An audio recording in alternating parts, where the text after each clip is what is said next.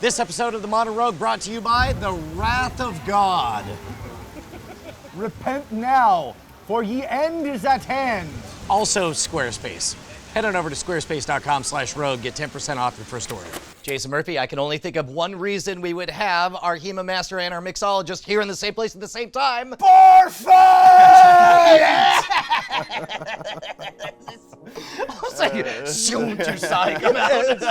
Every D&D game I've ever played all comes down to this. Roll for initiative. Making 3 mead cocktails. We are here at the Parker Jazz Club with our resident bartender, Trevor, as well as our mead guy, Anthony. Mead guy. We're gonna craft a mead cocktail. It's called synergy, people. I'm glad we finally made this happen. Yes, and then we're gonna bring Coach Mikhail in as well, and he's gonna do choke He's gonna get really drunk. one chokes, and it's gonna get real ugly. What do you got? Well, I got 3 different ones, and we can. Oh, I didn't know we had Yeah, three. I didn't either. This is a three-fer. This is amazing. I didn't either. Well, I've never done this, so I figured, one of them will hit. That works. Okay, what's the first one? We're gonna be making a Mead Old-Fashioned, but it's gonna be a smash variety. Okay, but old-fashioned uses whiskey, right? But mead's nowhere near that alcohol content. Here's what's great about mead. You can use it as the base, you can add it as a sweetener, or it can just be a modifier. So I can use it in different variances, I can use it in different amounts, and it's gonna change the complexity of the drink based on how much you use. Well, let's rock, man. Yeah, let's do it. So when we did our Old Fashioned, obviously we started with sugar for the sweetener. That is what the mead is going to be in this drink. Which makes sense because mead is pretty much just honey and water. Right, we're not gonna use a whole lot in this drink. I'm actually gonna use a ½ ounce. So yeah, this is the mead I made with you guys, and after I racked it, I let it sit in an oak barrel for about a week. Just a gallon barrel, a little bit smaller, so it's gonna get a lot more of that oak flavor faster Does than that you will just in a add a larger little barrel. robustness to the flavor profile? Because Yeah. otherwise, mead seems like super sugary sweet all the time, but a little bit of oak gives it some, I don't know, Yeah, character. it adds more depth of character to it, and short of trying it, which you probably should try it before you drink it mixed, right? I don't know. Or at least sniff it. We try it. Take a little snort of that, Brian. Oh, wow. Yeah, you definitely can. I just did it again. I did that thing that I do. That all like, oh, that's interesting. Oh, I'm so sorry we've made you self-conscious of that. That is a surprisingly complex bouquet. So have you tried this yet? Yes. And what do you I would think? hope so. It is always a magic trick to me because I always feel like it's going to be too sweet, and you're so right. Adding that oakiness in there gives Right, it that helps texture. balance that out, pull that's that great. down. Which, you talk about aging it with the oak, that's really gonna go well with this, the rye whiskey that I'm gonna use today in this Excellent. smash. It's still kind of summer because we're in Austin, Texas. I'm gonna do kind of a summer smash here, which is typically like a blackberry and orange, kind of like muddled together. When we did the Old Fashioned, I always talked about how when you're muddling your fruits, you're just trying to get the oils. This, we're gonna smash the hell out of it. That's in the thumbnail is Trevor smashing. That's the title. Yeah, Trevor smashing. That used to mean something different in my 20s. And then just like the Old Fashioned, we're gonna use 2 ounces again. Holy cow, Anthony, I'm surprised at what a strong aftertaste there is. Like a good Right. 30 or 40 seconds, I'm getting waves Right, of you're getting more of the that different oaky notes texture. of that. Yeah. Yeah. Yeah, it really lingers, I like it. Any particular whiskey? Yeah, today we're using Rittenhouse, which is a rye, and it's bottled and bonded, which is anytime a whiskey is bottled and bond, it is 100 proof or over. It's just overproof whiskey. Now, unlike the Old Fashioned, I am gonna shake this. Why? Just to try to get those fruit juices like really going in there. What's this one called? Any name for it? I don't know, I was thinking about calling it the Notebook since it's made with mead. I don't know, is that a thing? Oh my God. Wait, I Oh. haven't seen the Notebook. It's not the movie. It's Mead Notebook. Oh, God damn you. God damn you. Jesus. All right. It was one of those bad puns that was just so potent. This is amazingly simple. It's just fruit smashed up with whiskey and a little bit, not even very much, just a little bit of the half mead ounce as a of the mead. sweetener. All right, now I don't normally like sweet drink. We're gonna call this one the Notebook. Man, oh man, that makes the whiskey real smooth. I did not expect to like that as much as I did. Oh, that is really nice. Yeah? Yeah. Are you much of a whiskey drinker? I am. That's pretty incredible. I just get to smell it. That's pretty good. Yeah, that's great. The Notebook. Next, I thought since you make mead, I like to make shrubs.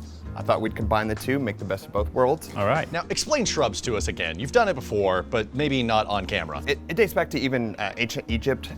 What they did is they would take roots, herbs, vegetables, fruit, and macerate them with vinegar. With the acidity that was in it, it would keep on the shelf for as long as possible. This is the same reason that all the founding fathers drank beer all day, every day, is because water would get unsafe. And then this is a way to make it just nasty enough that it was safe. Yeah, exactly. So fast forward now, when I make a shrub, what I do is I take some fruit, whatever flavor I'm going for, maybe some spices, and I will macerate that with sugar and let it sit for 3 days and let all... What does a macerate mean?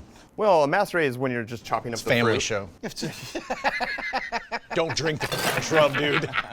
I'm telling you.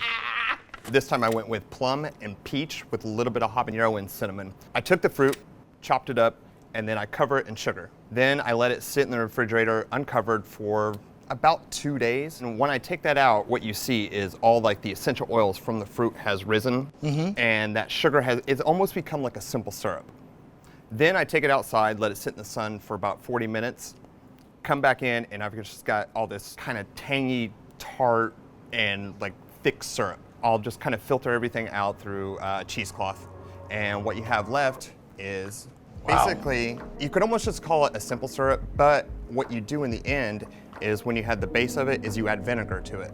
And I typically use an apple cider vinegar. Man, you're like the Bob Ross of cocktails, because it's like you're describing a beautiful thing and then you just take a giant brown smudge and just wipe it down the painting. And I'm like, what are you doing? And you're like, and that's a tree. And it's like, There's no mistakes, just happy accidents. Yeah, right. Happy little Exactly. shrubs. And I'll tell you, some of the best shrubs I've made, I didn't know what the hell I was doing at first. Now, And it we're just turned out beautiful. Now, were shrubs making a comeback? Because for the longest time, I hadn't even heard of that. I hadn't heard of it until today. Today's the first day I heard. I thought we were talking about plants. It's over 4,000 years old. You wouldn't have heard of it.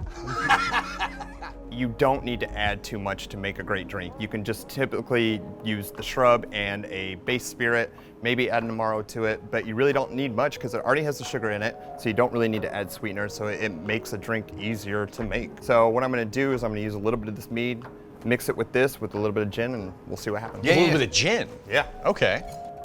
So I'm gonna use 1.5 ounces of my shrub. And then I'm gonna use 1 ounce of his mead. And then today, I'm using Nolet's gin, which, if you guys know what Kettle One is. Oh, sure. This is the Dutch family. They own Kettle. This is some of the best gin on the market. It is so smooth. And one of my favorite things that I like to tell people is, take a hold of that. Feel how heavy that is. Yeah. You could knock out a spy with that. End them rightly. Well, I'm glad that you said Spy because that is modeled after a Bentley gear shifter. Oh, it Serious. looks like it. It definitely feels like it. It feels comforting to hold on to. And here I'm just going to simply use 1.5 ounces of gin of the Nolet's. So in this case, we're using the mead as a sweetener. A little bit. We're actually using it as a modifier because I'm using more. Because once you get over 1 ounce, you're really starting to change the complexity of the drinks. Okay. Now, is there something that can substitute for the shrub that would make it a little easier for people who don't want to make their own? I mean, if you wanted to find, like, they're basically simple syrups that they could add. You could even use fruit juice. You could use plum juice. You could use... Pre-sun? Sure. Tang. You just dump a packet in there. Crystal Light. That's actually what I used to do. Oh, you don't need to tell me. Every day after shooting that TV show, Yep. you and I would go back home. Arnold It was- Palmer, It was. Tom Merritt dubbed it. Jameson's and lemon crystal light. Oh my God. Every day. Oh, that just sounds We were awful. not classy. It wasn't awful. It was really good and necessary. It's a good thing you guys met me.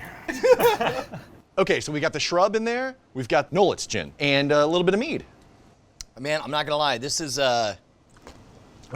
too sweet for my blood. Because the description sounds like the perfect summer drink. This is for going to me. be much more on the sweeter side. It's got, man, my goodness, that fruitiness lingers. I'm not a match gin for gives this it a one. bite. The gin is nice. Yeah. It's good. Oh, yeah. That's a good drink. Okay. Mr. doesn't like apples. I mean, this is a real thing. That's fine. It's fine.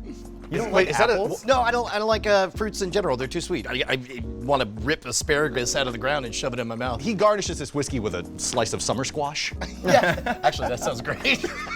That's legit. That sounds so weird. I'm telling you, a beet. It's kind of beet, sweet yeah. almost and earthy and dirt. Given how averse I am to fruity drinks, it's amazing to me that I dig this one as much as I do. Well, I think the reason is because I'm getting the essential oils out of there. When I'm kind of, muddling it, there is a little bit more juice than there would be if I would just kind of like press some of the skin into it. But next, I was kind of like looking online to see what people were doing with mead, and I saw a couple of riffs on a French 75. A French 75 classic cocktail, all it is just gin, lemon juice, sugar, and top of champagne. That sounds awesome.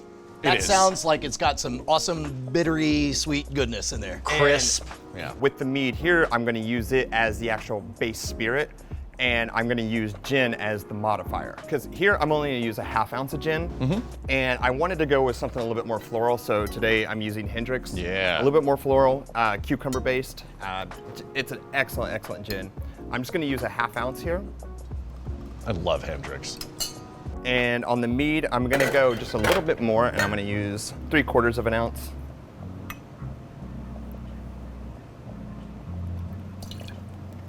Quarter ounce of lemon juice. Top that off.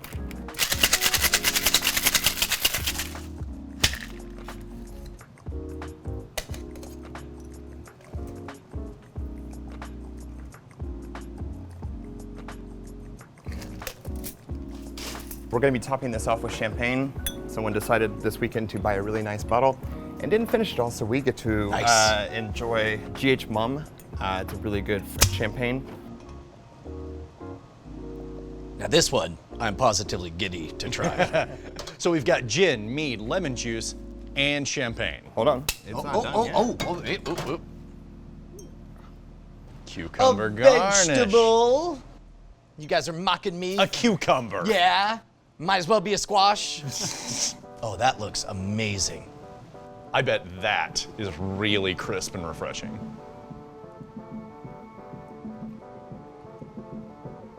Man, all right, well, good shoot. I'll see you guys. No, that's fantastic. All right, and you don't have a name for this one either. No, we're just kind of making them up as I go along, so. Oh, that is really good. I actually like that. I can just imagine how it smells. Oh, it's mostly the champagne that you smell. Yeah. Champagne kind of overpowers everything. So what kind of notes were you getting out of it? The smell does not match the taste. No. The smell, you only get the champagne.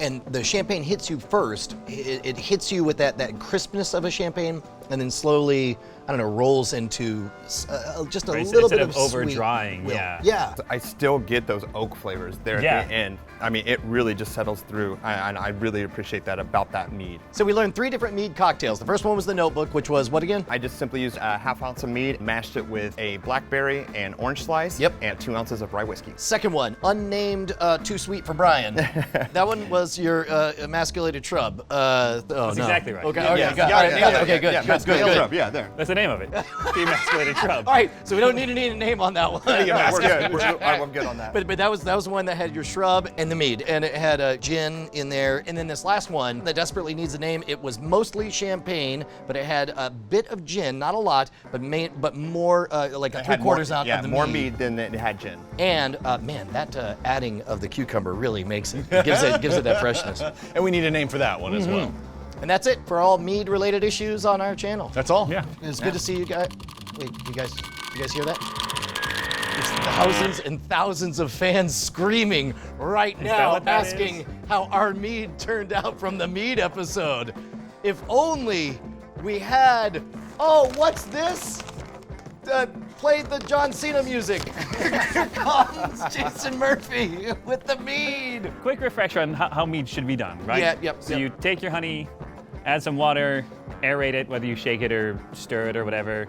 Add some yeast, shake it a little bit more, seal it. And then once it's done fermenting, a week, maybe 2, 3 to be really generous, you're supposed to rack it. So you get all that gunk that settles at the bottom, all the dead yeast off of it. So racking it means putting it up on the rack sideways so everything settles down, or? No, it actually means like you get a siphon or pour out and like so you So leave. literally doing anything. Yeah, doing something. So what's the window? Is like Because we took a different tack. Yeah. We shot the episode and we left these in the corner for 4 months. was it 4 months? It's more. It's been longer than 4 I think it's months. been. Yeah, It might okay. be great.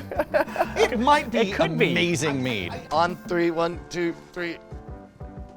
Okay. Still got the balloon. All right. Well, but shouldn't Yeah. it still be inflated? I guess at some point it converts everything to. Yeah, there's no longer off-gassing. It is going to be, you're going to like it. It's going to be probably bone dry. Those are raisins. I was gonna ask. Yeah, no, it definitely, like the first, we peeked in on it and it was like, oh my God, what is this mold up top? And they're like, nope, we put raisins in it. That was in the recipe. Trevor was terrified. So again, mine, same episode, same everything, nice and clear. Yeah. Yours. Oh yeah, you yeah. Oh, Well, I think you used a different like we yeast. know what all you're get doing. it. You used a different yeast. So like, this all settled. You can see it at the bottom, but as it made its journey to Austin, like it got shook up and dumped and moved. So all this stuff that settles out that you don't want to drink. Is this safe? I mean, all we Yeah. do is pour some crap in and just ignore it for half a year. Worst case, it's vinegar. Oh, okay. Worst case, you have a start of a nice shrub. Can we get a glass? We Yeah. taste it. Smells like mead. Yeah, it does. Yeah. My best guess, it'll probably be all right because it's set, but now you stirred up all the sediment, and it'll probably be fairly yeasty tasting in general, just because It smells pretty yeasty. Yeah. There's a lot of yeast there. Didn't rack it off of it. But if you just get the top, it'll skim fairly. That's not bad looking. It'll be like drinking bread. Okay, all right, I'm going Well, in. here. I'll do it with you. I mean, yeah, come on. yeah, yeah. I mean, my I'll- favorite drink is Rumplemans. I'll- How I'll much go damage with it. can I do Come to on. All right, myself? all right. Oh, this is gonna be weird. Smells like yeast. Oh, You give you a big glass. Cheers. cheers, gentlemen. That is a billion times better You than know, I dared hope it was going to taste. I thought maybe you were gonna bad. die. That after at the end is that yeasty that I was talking about that will fade away. Oh, had yeah, it been, oh my, oh, now it just hit. Had Yeah. it Yeah. been racked, it wouldn't have been aging in the yeast and absorbing all the yeast I flavors. wanted to rack it, but Jason was like, wouldn't no, let you. for the show, it'll be better if we just ignore it. I don't rack, I macerate. Come on, you know that. It's not great, but it does. But it's not gonna kill you. I was immediately expecting the three of you to just shit your pants and then start shaking, your jaw distends, and some sort of dark spirit so- comes out of your throat. like the end of the stuff. Let's see how Are yours you turned out. eating it or is it eating you? The raisins are what's gonna make this one Yeah, pure magic. the raisins are gonna make this so much better. As far as your mead is compared to theirs, is it going to be a higher ABV because of the yeast sitting in it? When you start, you have a certain amount of sugar in it, so you can measure the specific gravity, which we didn't do with theirs at all. Okay. But as the sugar goes away, it dries out. That's what determines the Okay. that's what determines the alcohol content. So because theirs went bone dry or much drier than mine did, it'll have slightly more alcohol just by nature of less sugar. It's losing him. It's losing him. It's fine. It's good. We did good. It's like a loaf of sweet Wonder Bread run through a puree, like a blender. Yeah. Yeah. Okay. Yeah, you win. This one's hitting. damn it. This is going to be too sweet for Well, you. what I didn't tell you is I switched the bags.